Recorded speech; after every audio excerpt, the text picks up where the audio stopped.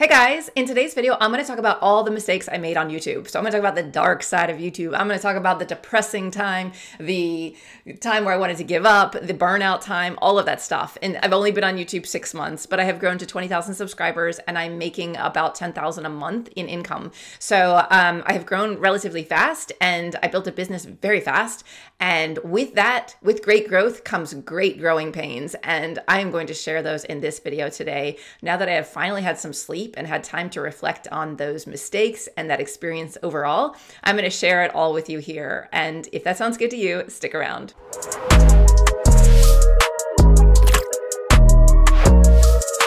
Hey, Alexa Sarno here. Welcome to my channel where I help new YouTubers grow on YouTube, especially those over 40, 50, 60, 70, and 80. Yes, 80-year-olds, I see you. I've heard in my comments, what about us 80-year-olds? I see you, and I have worked with many of you on many calls. So I'm so excited to get every generation on YouTube. And if I can help you get there with my channel and my videos, that makes my day because YouTube is awesome and I want everyone to get on this platform ASAP. But okay, so let's dive into the things that I have learned or the mistakes I have made. The first one is following your intuition. Well, actually, let me back up a second. The reason I'm doing this video is because I was going through my comments the other day. And by the way, if you leave me comments, I am going to get them eventually. If I haven't responded yet, please know that I'm trying. I am trying to get through my comments. I really do care about the comments and I really do care about you all and hearing your feedback and your thoughts and your questions and all of those things and making videos that apply to those questions for you. So I will get to them. It's just going to take me a little bit of time. So anyway, I was going through my comments the other day and I found one that was, I'm embarrassed to say, 2 weeks old. So I am behind, just to let you know. And I was looking at the comment and the comment was saying, you know, I really loved your channel and I was drawn to it because of your authenticity and how transparent you were. And now I feel like you are becoming disingenuous and thus I'm losing interest is basically what she was saying. And, you know, it was on one of my videos on one of the, like, I call them soulless videos because trending videos do feel a bit soulless to me. You know, the ones with like the clickbaity titles that are like, make $72,000 in a weekend when, you know, it actually took me 6 months to get to that point in order to make that money in the weekend. But anyway, so anyway, she was commenting on one of those videos. And when I saw the comment, I was like, you know, it tugged at me because in a lot of ways, I knew what she was speaking about because having gone through what I went through, I was feeling that way. I was feeling disingenuous at moments on the journey. And I pride myself on being authentic with you all and sharing the process. But there were some moments where I wasn't encouraged to share the process with you all. And that led to this disingenuous feeling because I was actually being disingenuous. And I'll explain why. But anyway, so when I saw that comment, I was like, oh, I really want to know more. And so I reached out, I emailed her, her name's Natalie, and I emailed her and I was like, hey, if you don't mind, I would love to know what happened, like what changed your mind about me, because I feel like I'm the same person, but I would really love to know, like, from your perspective, what happened? And I was like, was it because I started making money? Was it because I was becoming successful on YouTube? Was it something like that? Or was it something I said? And she wrote back and she said, that because I got a mentor, a business mentor on how to build my channel because my channel was growing and I was having coaching calls and making money from coaching, but I didn't know where to go with my channel next. So I got a mentor. And my mentor, my business mentor, guided me to where I am now, where I make like $10,000 a month on a high ticket item that I sell. And so she was saying in the message that she felt like I was just blindly following his advice. And, you know, in a way I was. And I'm going to explain that now because I ended up, you know, having a really good conversation with her. I sent her a Loom message explaining what I'm about to explain to you all here. And I think that it will help to give you some insight into the whole experience.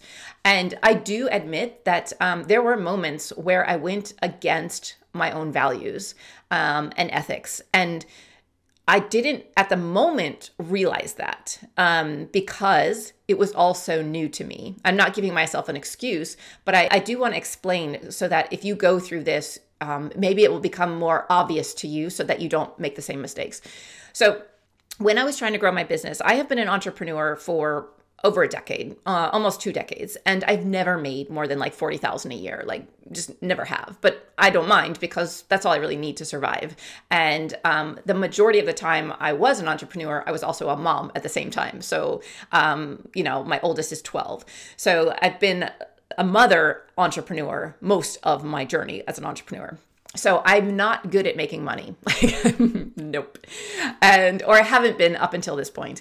And so when I was reached out to get a mentor and I was paying him lots of money, I was like, just tell me what I need to do, teach me what I need to do, and I will do it. And I'm like, I'm a workhorse. If you just show me the way, I will do it. And so he did. And he prescribed everything for me. He told me what to do, how to do it, when to do it, what to do if this happened, what to do if that happened. And it was awesome. It was awesome to just have someone just tell me, just direct me. Like, if you want to make this much money, you need to do this. And I was like, okay, great, I'll do it. You know, and there were moments where I was like, this feels a little weird, or this doesn't feel right. But you know what? I talked myself out of those feelings following my gut, which I'm a big gut person. Like, I always follow my intuition. And whenever I don't, things go wrong. So I was like ignoring my gut because I also realized that being on YouTube is uncomfortable. Like, everything with this process is out of my comfort zone, right? So this just felt like another thing out of my comfort zone, but it did have a little bit of darkness to it because I remember, you know, I was like, well, why aren't we telling them the price? Why aren't we doing this? And he's like, this is just this is part of the strategy. And I'm like, okay, fine. That's part of the strategy. That's how people do it. And also myself. So the way I sold the course was that people had to, or the high ticket item, which is a 6-month program with me where you work one-on-one and we grow your channel together. But the way I sold it was that I was opening up a case study, and that if you are interested in applying, here's a link to apply for this case study. You can apply for free. And so, and he wanted me to emphasize you can apply for free, which I thought, okay, well, that's weird, but okay, whatever. So I did that. And by the way, this is nothing against my coach. My coach did exactly what I wanted him to do. He made me money and I got money and I'm making money every month. I love Harut. I think he's an amazing coach. I have nothing against him. I think he is phenomenal. It was on me when I didn't speak up when I was feeling bad, right? But I thought it was just discomfort of growth. So I sold the course, like I said, apply for free. And then once you apply, then I will pick a select certain amount of people and I will call you and see if you want to join the course or join the program. And it was called a case study, which also case study in my mind sounds free. Like case study sounds like, you know, you go or you would almost be paid to do it. Like it seems like something you would get paid to do or so. I don't know. Just it doesn't sound like something you would pay for yourself. So the title of the thing felt wrong to me. And I remember even saying that to my coach. I'm like, why are we calling it a case study? It seems like I should just call it like a course or a program. And he's like, no, we're going to go with case study. I'm like, okay. And it basically, I think it was because it was my first time doing this. So it's like a case study for me, maybe. I'm not sure. But anyway, so I went with that title and against my thinking otherwise. And then once people got into it and once I called them and I sent them messages and I was like, hey, you got into the program. You got into the next phase of the program where we can now meet and discuss the program. So then I got on a 15-minute call with everyone and I basically learned about what they were interested in with YouTube and what they wanted to do with it. And then I told them about the program. And then I said, you know, if you want to do it, let me know. And I was not like, I did not follow my mentor's advice with those sales calls. Like for me, it was just like calls where I got to get to know my subscribers and see them in person for the first time, which was really exciting to me. Like I was really excited to hear their hopes and dreams about YouTube, you know, and like selling my course was a perk, but like, and of course, like that would have made me money. But the whole point for me was more exciting just to meet the people that were following me and supporting me and you know, wanting to grow their YouTube channel because I love people that want to think out of the box and try something new. So anyway, I got on those calls and then I made some sales. And all that felt fine. And I never felt like I was forcing anyone or trying to convince them to come into the course because I wasn't. I was just like, that's it. If it sounds good to you, let me know. You don't need to let me know now. You can even email me later, whatever you want to do, you know, but most people just bought it right away. Like they were like, I want it. I want it. I want it. And it was probably like the easiest sales I've ever done in my life. So the one thing I want to say about that is like, I really do believe if you provide tons of value on your channel, it makes it so much easier to do anything later on because people get so much value from you for free. So they just imagine what they could get from you if they paid for something. So that is one big perk of just showing up and actually caring about people and wanting to help them on your channel. So anyway, so the whole process was that way. And, you know, through that process, there was just many moments where I was like, this doesn't feel right. Like, why don't we tell them the price? Why don't we just, you know, make the program obvious? Like, it's going to have this, this, this, and this. It's going to be this price. You can buy it if you want it, you know, and there's like this whole strategy behind building a business and doing it this way. And although I do see the value in it, I do see the value of getting someone on the phone. The whole point of getting them on the phone is that if they have objections, like if they can't afford it, you can downsell them into different programs or different things. So for example, which I didn't do in my calls, to be honest, I didn't downsell. If someone said they're not interested, I was like, okay, no worries. Great. I'll see you in my Skool community and we can still, you know, converse there, and I can still give you guys tips and tricks and all that stuff there. You know, like I didn't downsell, but I was supposed to downsell. I was supposed to be like, okay, well, if money is the issue, how about this? I can offer you this course that I'm writing during this program and offer it to you for like a certain amount of money. And then, but when I sell it later, it will be quadruple that amount for everyday people. So do you want to buy into that now when this course isn't even created and you can have it in, you know, 6 months from now, you know, and like, that's what I was supposed to do, but I didn't do any of that. So there were, I understand if you're interested in doing that, that it's important to get people on the phone because then you can downsell them into different products. But I wasn't interested in doing that. So anyway, but the calls were really cool because I got to meet people and I really liked that. Oh, and I remember saying too, like, okay, well, so I share everything on my channel. I'm authentic. I'm transparent. I share everything. So like I need to share the price with them that I'm trying. And he's like, no, well, you can, but you don't need to do it right now, because I was doing this launch. And so when I was doing the launch of this program, I was feeling a little disingenuous on my videos because I was like keeping that information to myself.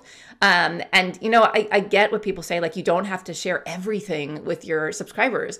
But like, that's the whole point of my channel is to share everything with you guys, right? And so because this is my journey and I want to share the back end so that you can see and you can maybe learn from my mistakes, or you can see some of the stumbling blocks you're going to face, or the hurdles or whatever. So it was really hard for me. And so circling back to Natalie, yeah, it was true. Like there was a phase where I felt disingenuous, and I want to tell you guys, I became so exhausted at that moment. Like, even though I made tons of money, I blew past my goal of $4,000 a month to be able to be a content creator. I blew past it. I should have been happy, right? I really should have felt happy. I felt so depressed. I felt so tired. I felt so exhausted. And I think a lot of it had to do with, well, I was working really hard to do the launch and to work on weekends and work during the week to build my channel and also have coaching calls and raise 3 kids at the same time and be there for them and all their sports and all their things, and wake up at the nighttime with sick kids and all of that stuff. So it was a lot going on, but the feeling of like I went against my values or my ethics during this journey was really draining me, was really like heavy on me. And so what was really nice about this woman's comment is that it brought all those feelings back up again, but in a way that it like affirmed I was right, being honest with me, which I am so grateful for. That's what I really love about this community. Like, since I'm authentic with you, I'm very vulnerable with you all. I feel like you are able to be that way with me. Like, she went out on a limb to say, I really loved your channel and now I don't.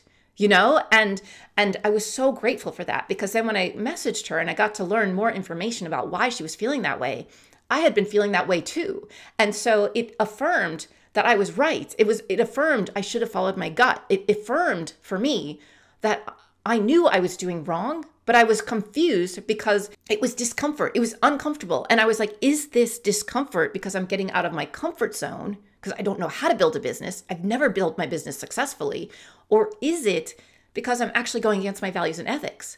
And I think, of course, I think I knew that it was going against my values and ethics, but I was just like, well, this is what I'm supposed to do to build a business. And this is why I don't make money, probably because it doesn't feel right. And if it doesn't feel right, then maybe it's because it should not feel right, because it's something I've never done before. You know, so it was like all of this stuff. But the fact that she took the time to tell me, I really appreciate, by the way.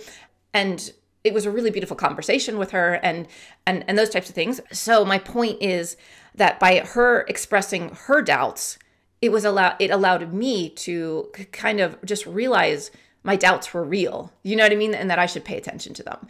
The number one thing I learned from that was that to trust your gut. I always trust my gut. And when I don't, something bad happens or less desirable. And this was one of those less desirable things.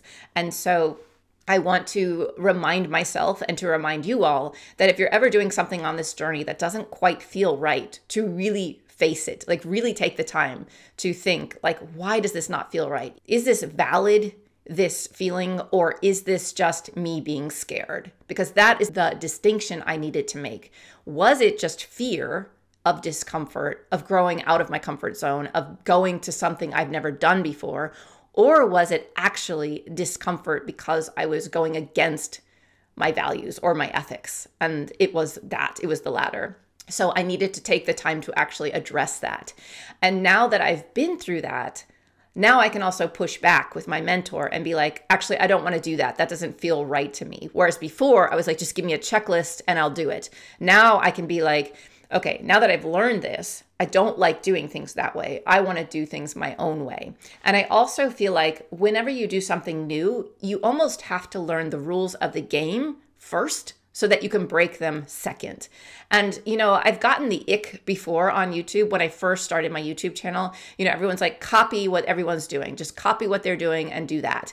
And, the stuff that I saw that everyone was doing that was successful was like very clickbaity, fake stuff. And so whenever I tried to do a video like that, I just felt like crap, to be honest. Like it didn't feel good. I was like, no one wants to watch this. Like, why would anyone my age want to watch this, But it was like, this is what you got to do to grow your channel. And so I tried it, but then after I did it, I made a video about how gross it made me feel. And that video of how gross it made me feel did so well compared to the video that was supposed to get me the growth, So I think, again, it was one of those moments that reconfirmed that I should trust myself and trust what I believe is right and follow my gut and not necessarily listen to the gurus. But I tried their way. I learned their way first, and then I did it my own way second. So that would be the number one thing, is to trust your gut, but also learn the rules of the game so that you can then break them. And I know moving forward, I do not want to do business in that way anymore. It doesn't feel good to me. I don't like the process. And I have been through that process myself to sign up for other people's courses where you had to apply and then get on a call. And then after a half hour of them blabbering, then they told you the price. And then after that, you're like, oh no, I can't do it. So it's like, it's just not for me. To be willing to face criticism or constructive criticism, I think it's really important as you grow, as you do YouTube, is to really pay attention to your comments, pay attention to the people that are listening to you and watching you, because they have a lot of opinions that could help you grow. So had Natalie not posted that comment, and by the way, I just want to share her store. She has this really cute holiday gifts that she makes, and she has lots of other businesses, she was saying. So, she's an ambitious woman who has multiple businesses, which is really cool to learn. I would love to learn from her, in fact. But she has a YouTube channel, but from her YouTube channel, I found her store. So I'm going to share her store with you guys now, because she was so grateful in helping me, I appreciate how much she helped me to figure this all out, even though she didn't realize what she was doing. But I really appreciate that she took the time out of her day to write me back and explain why she felt the way she did. And so I just want to give back to her. And so check out her Christmas stuff. I think it's pretty cool. The other thing I want to say, so with that also, is that to be able to be open to constructive criticism. Like if someone says to you, I was following your channel and you were really authentic and now you're not, pay attention. Don't be like, no, I'm not. I'm still the same person. I felt like I was the same person. Honestly, I do feel like the same person. I don't feel like anything's changed. So be able to listen to constructive feedback, because it's very helpful to helping you grow. And it also might confirm some of the things you're feeling and allow you to be like, okay, yeah, that was a legitimate feeling, valid feeling, and I'm going to learn from it. And another thing I want to say about this journey is also to know your limits. For example, when I went to my mentor and I asked him to help me make $4,000 a month, or, my goal was to make $4,000 a month. And he was like, what can I do? And he was like, okay, well, we're going to start you with this high ticket item, and that will help you get that income recurring for the next year or whatever. I'm like, okay, great. And on that process, he was like, I think you could probably accept 30 to 40 people into your program. And I was like, whoa, 10 people max for me. I can work with 10 people directly and provide the value I want to provide, right? He's like, no, you can do more than that. And here's the thing. This is what I think is really important. Know your limits. So if you are trying to grow your YouTube channel and you are like, I can only do one video a week, but everyone's saying you should do 3 videos a week to grow your channel, do the 1 video a week, right? Because you can grow your channel with one video a week. One amazing video a week, you can grow your channel just as fast as someone with 3 videos a week, right? So my point is that, like, if you can't sustain 3 videos a week, don't even start 3 videos a week. Start with 1 and get 1 down and do 1 and 1 and 1 and 1. And then when you feel like I've got this down, I can get this, like I've got the systems down, I can get this done in a day. So now I have another day, I could probably work on making another video. So I can make 2 videos a week, right? You can always add, but I wouldn't like try to do too much in the beginning, because you're going to get burnt out and then you're going to stop and then you're going to quit. And then there's the whole dreams, all your dreams are just going to go crashing to the floor. So for me, when my coach was saying, you know, you can do like 30 or 40 people in this program, I was just like, there's no way. And I ended up taking 22, which was, you know, 12 more than I originally wanted to take. And it was too much. It really was too much. And luckily, I think 3 dropped off right away for income-based reasons before they even started the program. And I was like, whew. Like, I was grateful. You know, when you're grateful that someone is leaving your program, you're doing too much. You're stretching yourself too thin, right? And then, so then I had about 19 people in the program. And even then it was too much. And I couldn't provide the value for everyone that I wanted to provide. And then I think 2 more people dropped out. One couple dropped out and another woman dropped out. And, you know, and they gave me the feedback like, this isn't what we were expecting. We were expecting this, and this from you, because this is what you said. And, you know, and they were like, the other thing is when they said they weren't interested anymore, like, I had no desire to fight to keep them, because I didn't, it's nothing against them. I didn't have the bandwidth to do that many people in this program, right? But I didn't know that before signing them on. Like I thought I knew, but my mentor was saying, you can do this, no big, it's no problem. You can totally handle it. But the thing is, my mentor is 22. I'm 45. I have 3 kids. I have a family. I have a lot of responsibilities and I have very little sleep. I am already exhausted with just trying to build a YouTube channel and having a coaching program. Now I have a high ticket item with 22 people in it. Not going to happen. It's just not going to happen. And so now that I have been through this and I've lost people because of the lack of value I was providing, because I was stretched way too thin. Yeah, the fact that when they were ready to leave, I was like grateful that they wanted to leave, because I was like, less people, now I can manage it, you know? And my coach was like, you need to fight. You need to fight keep these people in your program. Tell them how you're gonna fix the problem and how you're gonna do this. And, you know, I understand where he was coming from. Like, I could have fixed the problem, but I couldn't, because I didn't have the energy or the time to devote to that many people. It was just that. It was as simple as that. But to a 20-year-old who doesn't have any responsibilities beyond, you know, eating and sleeping and working, he could totally take on 40 people. He could take on probably 60 people. He could work whenever he wants. I don't have that luxury. And so that was another thing that I needed to learn. Like, I was like trusting his advice. And from his perspective, of course, that would work. But he has never had children. He has no idea. And that's nothing against him. I asked him to get me to my goal. He got me to my goal, right? So the rest was on me. The rest was, I should have stood up to him and said, really, I only want to take on 10 this first time around. It's the first time I'm doing it. It's way more people than I think I could even handle. So let's just do that, you know? But I didn't push back. I was just like, well, if he thinks I can handle it, I can handle it, you know? And I had been a professor for like 15 years and had like over 100 students a semester. So I was like, of course I can handle like 20 people, like, of course, you know, I like talked myself out of it again. I went against my gut again, and it blew up in my face.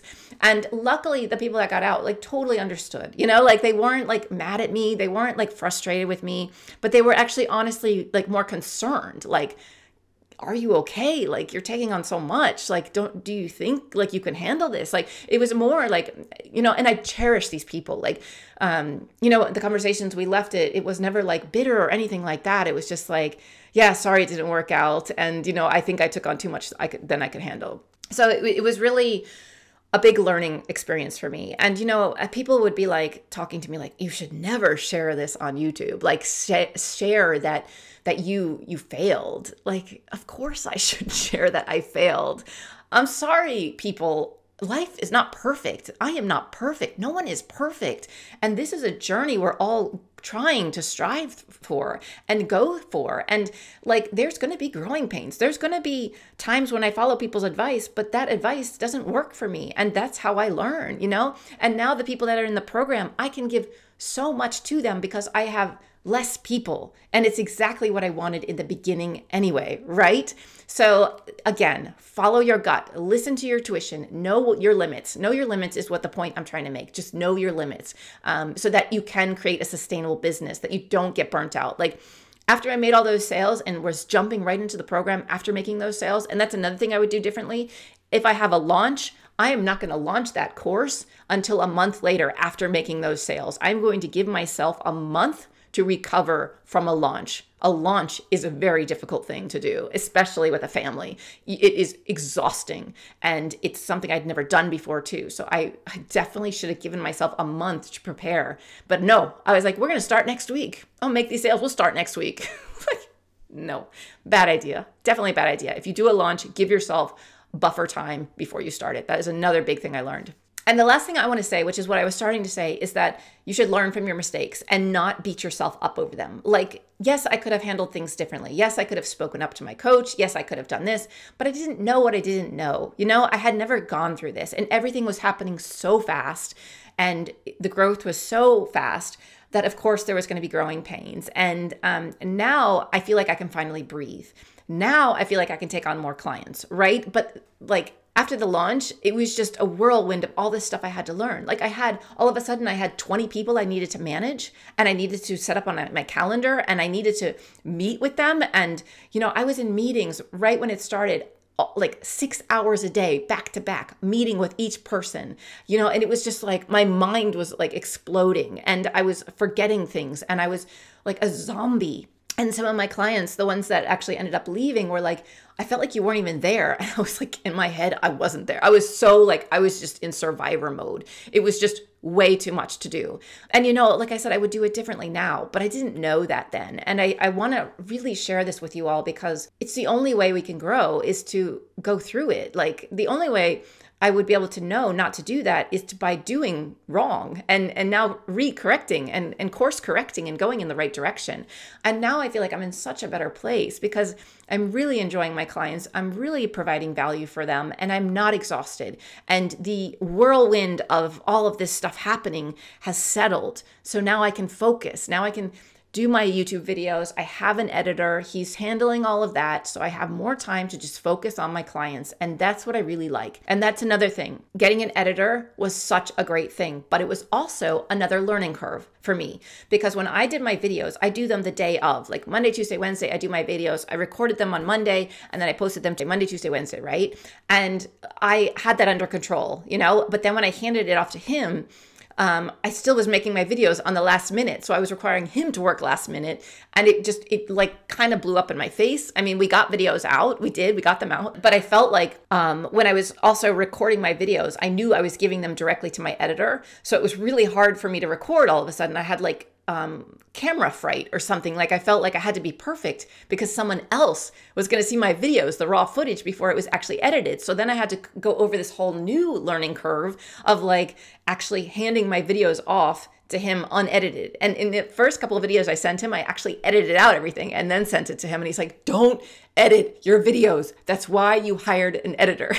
like that was the only way I could like still perform as I normally do on my videos, because I could be comfortable, because I knew that I was going to cut out all the mistakes or anything like that I didn't like, you know, like where the kids come in and maybe I yell at them, you know, like I didn't want him to see that, you know? And so yeah, like it was just a whole nother learning curve. So that was like a hurdle too. So I do want to let you know that I do think editors are amazing, but it was also money going out, and I just started making money. So it was also another thing I had to accept, like that it was okay to pay for him because he saved me like 8 or 6, you know, like basically 16 hours a week of editing is now he was doing. So it was like all these things you need to learn and do and experience. And so it's a lot. And the thing I would say is to take your time, be patient with yourself, be forgiving when you make mistakes, and know that the only way to grow is to actually go through the process. Like, at least I'm here showing up. Like, I didn't back down. I didn't like when someone said they want to get out of my program, I didn't be like, oh, I can't do this.